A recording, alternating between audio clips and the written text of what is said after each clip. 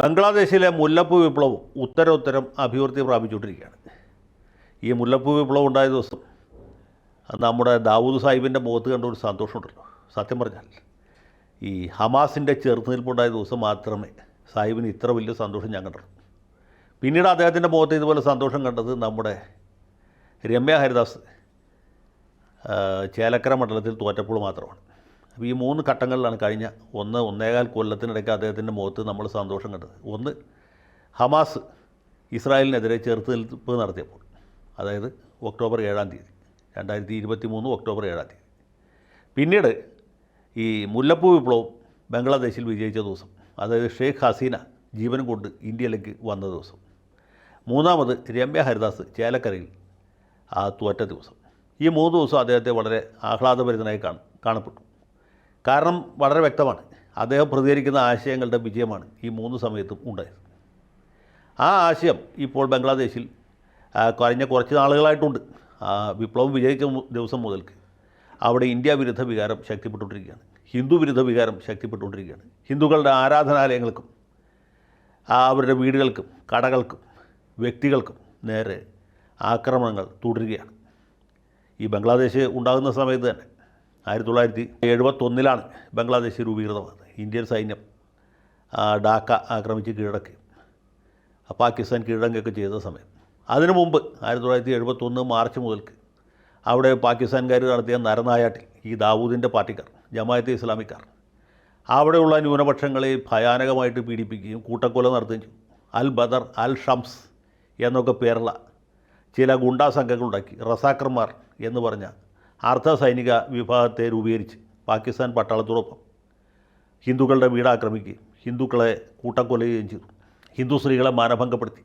ഇതൊക്കെ കഴിഞ്ഞിട്ട് ഇവർ സമാധാനത്തെക്കുറിച്ചും മതേതരത്വത്തെക്കുറിച്ചും സഹവർത്തിത്വത്തെക്കുറിച്ചും ഒക്കെ പ്രസംഗിക്കുകയും ചെയ്യും.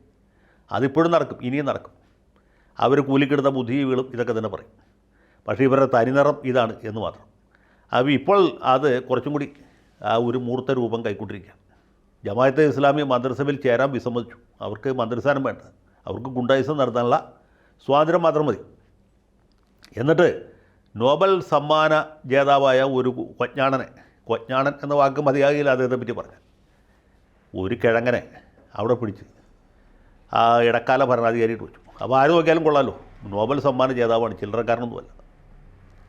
അങ്ങനെയുള്ള ഒരു സാമ്പത്തിക ശാസ്ത്രജ്ഞൻ അവിടെ പ്രധാന ഭരണാധികാരി 3 മാസത്തിനകത്ത് തിരഞ്ഞെടുപ്പ് നടത്തും എന്നാണ് പറഞ്ഞത്. 3 കൊല്ലത്തിനകത്ത് തിരഞ്ഞെടുപ്പ് നടക്കില്ല. കാരണം ഇവരുടെ ഗുണ്ടായുസം തുടരണം. അവസാനത്തെ അവാമി ലീഗുകാരനെ തല്ലിക്കൊള്ളണം. അവസാനത്തെ ഹിന്ദു വരെ ജീവനും കൊണ്ട് ഇന്ത്യയിലേക്ക് പോകണം. ഇതാണ് അവരുടെ ഉദ്ദേശം. അപ്പോൾ ഈ ഉദ്ദേശത്തോടെയുള്ള പ്രവർത്തനങ്ങൾ ഉത്തരോത്തരം തുടർന്നുകൊണ്ടേയിരിക്കുകയാണ്. അത് കഴിഞ്ഞിട്ട് ഇവരുടെ അടുപ്പുകൂട്ടി ചർച്ചയിൽ പറയും അവിടെ ന്യൂനപക്ഷങ്ങളെ സംരക്ഷിക്കുന്നത് ജമാഅത്തെ ഇസ്ലാമിക്കാരാണ്, അവരുടെ വിദ്യാർത്ഥി വിഭാഗമാണ്, ഹിന്ദു ക്ഷേത്രങ്ങൾക്ക് കാവൽ നിൽക്കുന്നത് ഞങ്ങളാണ്. കാവൽ നിൽക്കുന്നത് എങ്ങനെയാണ്? ഇവരാദ്യം വന്ന് കാവൽ നിൽക്കും, എന്നിട്ട് അവർ തന്നെ അതിൻ്റെ വീഡിയോ എടുത്ത് സോഷ്യൽ മീഡിയയിൽ പോസ്റ്റ് ചെയ്യും. അത് പോസ്റ്റ് ചെയ്തതിന് ശേഷം ഇവർ തന്നെ വന്നിട്ട് തല്ലിപ്പൊളിക്കും. ഇതാണ് അവരുടെ പരിപാടി. ഇതാണ് ജമാഅത്തെ ഇസ്ലാമിക്കാർ പാകിസ്ഥാനിലും കാശ്മീരിലും ചെയ്തത്. അത് തന്നെയാണ് ഇപ്പോൾ ബംഗ്ലാദേശിൽ ചെയ്തുകൊണ്ടിരിക്കുന്നത്.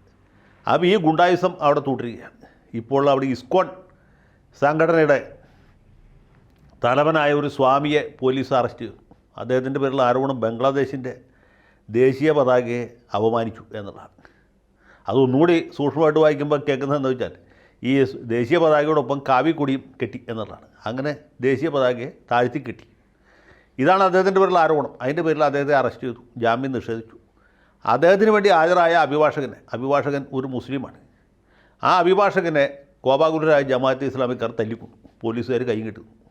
ഇനി മേലിൽ ഒരു അഭിഭാഷകനും ഈ ഹിന്ദുക്കൾക്ക് വേണ്ടി ഹാജരാവരുത്. ഇതാണ് ഇവരുടെ ഉദ്ദേശം. അപ്പോൾ മരിച്ച അഭിഭാഷകൻ മുസ്ലിം ആയതുകൊണ്ട് കേൾക്കുന്നവരായിരിക്കും എന്താണ് ഈ ഇസ്കോണിൻ്റെ ആരാധകർ അല്ലെങ്കിൽ അവരുടെ അനുഭാവികൾ, അവരോട് സഹവർത്തിത്വം പുലർത്തുന്ന ആളുകൾ അല്ലെങ്കിൽ ഹിന്ദുക്കൾ ആണ് കൊന്നതെന്ന്. സത്യത്തിലല്ല, കൊന്നത് ഈ ഗുണ്ടകൾ തന്നെയാണ്. അതിനുശേഷം അതും ഇവരുടെ മേൽ വെച്ച് കെട്ടുന്നു. മാത്രമല്ല, ഈ ജയിലിൽ കിടക്കുന്ന സ്വാമിക്ക് ഭക്ഷണം കൊണ്ടുപോയ ആളുകളെ ആക്രമിക്കും. ഇനി മേലിൽ ആരും ഭക്ഷണം കൊണ്ടുപോകരുത്, അയാൾ ഭക്ഷണം കിട്ടാതെ കിടന്ന് ചാകണം എന്നുള്ളതാണ് ഇവരുടെ ആവശ്യം.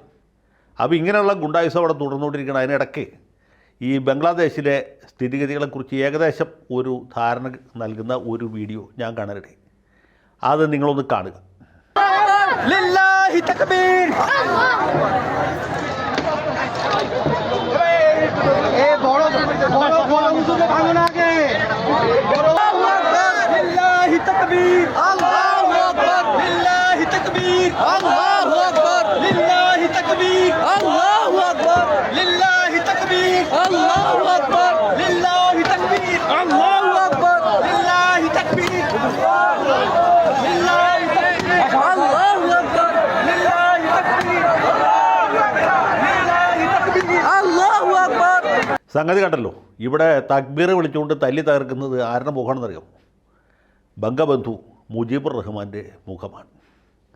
ബംഗബന്ധു മുജീബുർ റഹ്മാനാണ് ഈ പാകിസ്ഥാൻ്റെ ഗുണ്ടായിസത്തിനെതിരായിട്ട് ബംഗ്ലാ വികാരം ആളിക്കത്തിക്കുകയും ദേശീയ വികാരം മുൻനിർത്തി അവാമി ലീഗ് കിഴക്കൻ പാകിസ്ഥാൻ്റെ സ്വാതന്ത്ര്യം ആവശ്യപ്പെടുകയും ജയ് പാകിസ്ഥാൻ എന്ന സ്ഥലത്ത് പാകിസ്ഥാൻ സിന്ദാബാദിൻ്റെ സ്ഥലത്ത് ജയ് ബംഗ്ല എന്ന മുദ്രാവാക്യം ഉയർത്തുകയും ബംഗ്ലാദേശിനെ ഒരു സ്വതന്ത്ര പരമാധികാര രാഷ്ട്രമാക്കി മാറ്റിച്ചത്.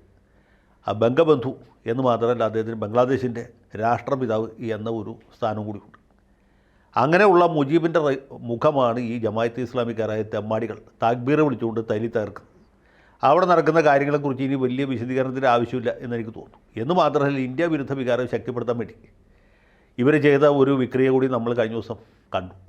അതായത് ഡാക്ക യൂണിവേഴ്സിറ്റിയിലും അവിടെയുള്ള പ്രധാനപ്പെട്ട സർവകലാശാലകളിലൊക്കെ അതിൻ്റെ പടിവാതിൽക്കൽ ഇന്ത്യയുടെ ദേശീയ പതാക നിലത്ത് പതിച്ചിരിക്കുകയാണ്. അതിൽ ചവിട്ടിയിട്ട് വേണം വിദ്യാർത്ഥികൾ ഈ സ്ഥാപനത്തിൽ പ്രവേശിക്കാൻ. ഇന്ത്യയുടെ ദേശീയ പതാകയിൽ ചവിട്ടി കഴിഞ്ഞ് ഇവർക്ക് വലിയ രോമാഞ്ചം ഉണ്ടാവും.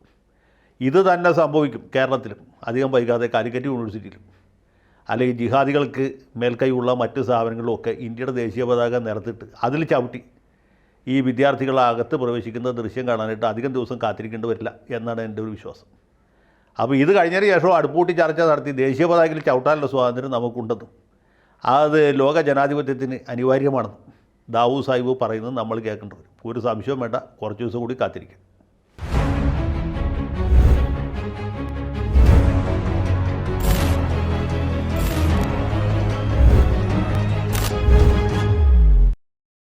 കൂടുതൽ വാർത്തകളും വിശേഷങ്ങളും നിങ്ങളിലേക്ക് എത്താൻ ABC മലയാളം സബ്സ്ക്രൈബ് ചെയ്യുക, ബെൽ ബട്ടണും അമർത്തുക.